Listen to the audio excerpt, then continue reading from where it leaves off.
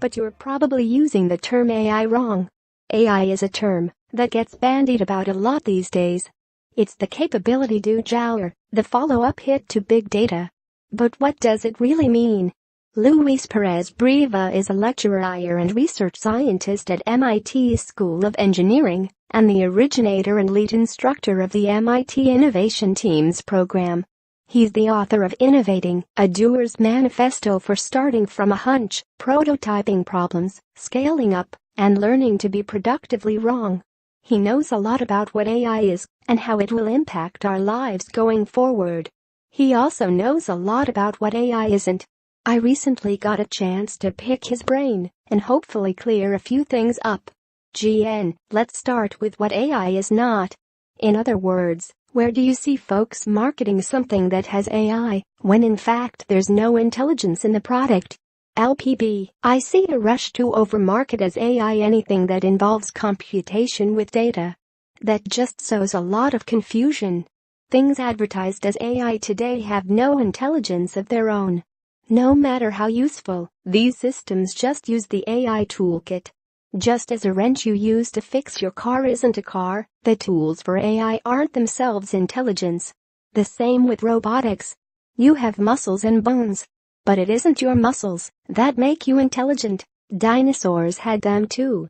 Why, then, should a robotic arm that moves be considered intelligent? It's the very human ability to extend our capabilities with tools, e.g., a hammer, a car, a computer, that is intelligent and makes us capable of innovation without the need for a firmware upgrade. The conflation of the AI toolkit with intelligence dates to AI's origins. Many thought then that only an intelligent machine could ever beat a chess master. Now we know we were naive. Teams of highly skilled engineers have used machine learning to program and train computers capable of defeating the world chess and Go champions. But as the field has progressed, we've come to appreciate that intelligence is the ability to interpret and explain the narrative behind a game, not mastery at playing it.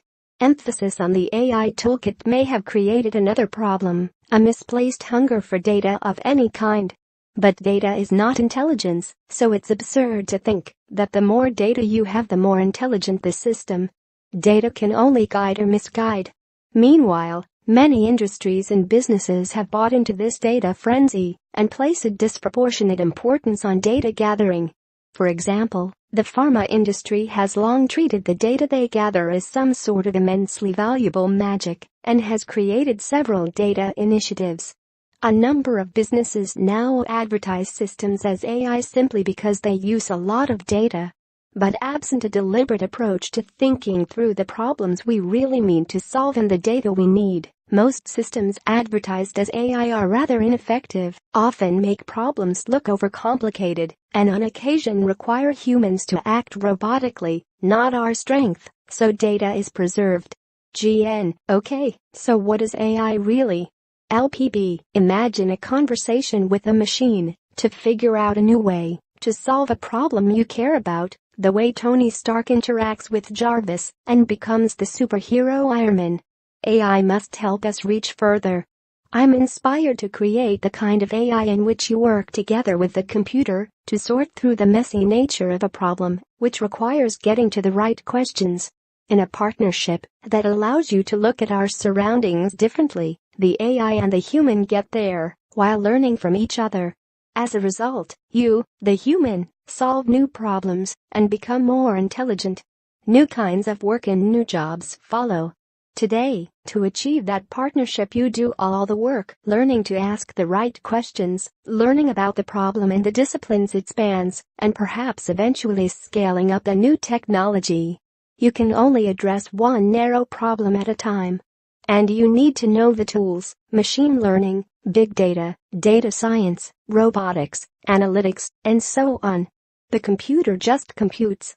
All the confusion stems from a simple fact: the tools have progressed enormously, computers do impressive things, but the intelligence isn't really artificial yet, because humans input it all.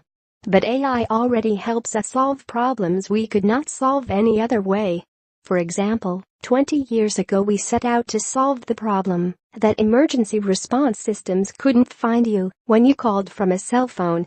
Science says that in a world without buildings you can triangulate the location, but that doesn't work in our built-up world. Traditional thinking would be to make the physics fit the problem and build increasingly complex models to account for everything that makes our world not ideal, and drown in data along the way. But the problem was in the question. The tools for AI gave us a way out. Your phone sees a different environment based on where you are. That's all.